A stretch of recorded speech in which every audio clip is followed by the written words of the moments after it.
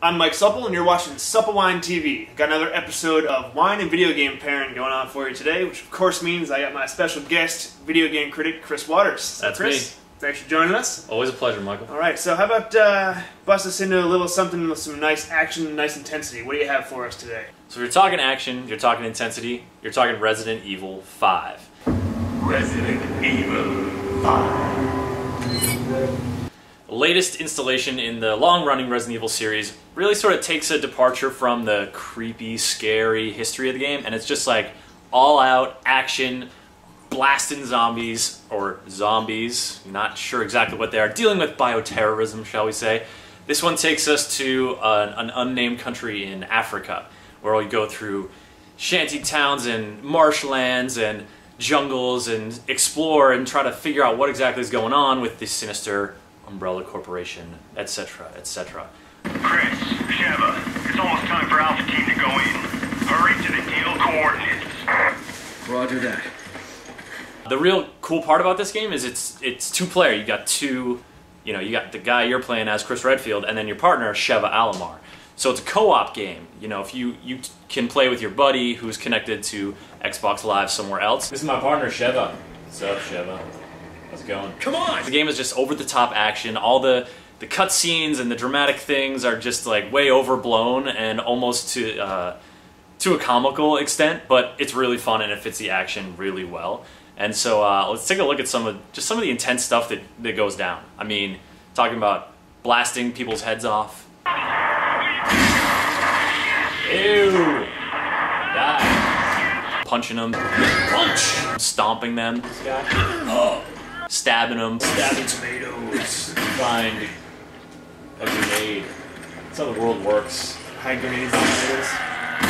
No one will ever think to look there.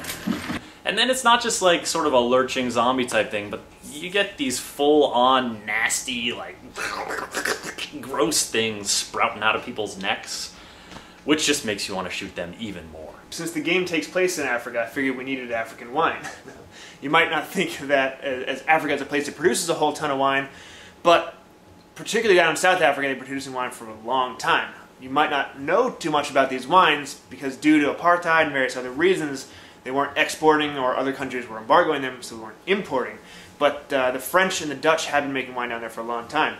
What they're really known for is a red wine called Pinotage. This is a cross of two different grapes. It's not a blend of the wine. They actually took the grapes and crossed Pinot Noir and Cinsault, made this grape called Pinotage. It's got a body like a Pinot Noir. It generally has burnt rubber chicken aromas and flavors to it that just come out. I've had many of them, and it always has some of that going in there somewhere. For that reason, it's not getting as popular as it could be. They do make some of the best Chenin Blanc you can get outside of France. Down in South Africa. But since we're doing a game in Africa, I figured we'd try South African wine. I'm not a big fan of Pinotage, so we decided to try something else. Going here with the Wandering Grape Cabernet Shiraz. Like Australia, down in South Africa, they call Syrah Shiraz. So we're going to give it a shot and see what it's got going on in there. Burning tires. Wine tasting.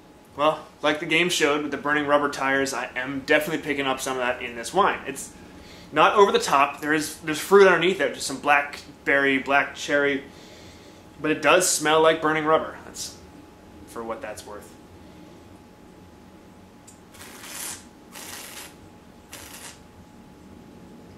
I've had a bunch of South African wines.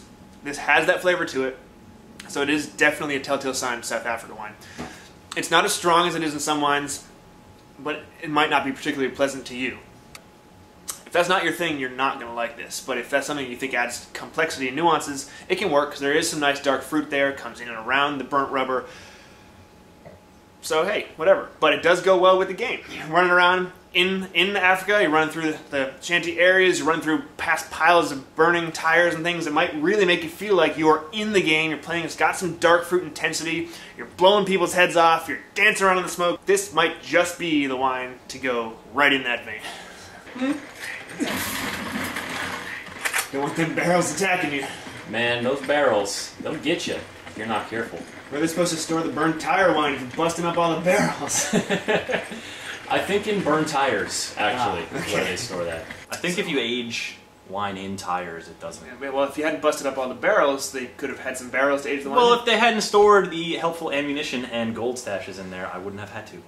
Yeah, you know what? I'm just gonna. No, you know what? I would have had to anyways. That's how I roll. Yeah, let's just drink and play. All right, let's do that.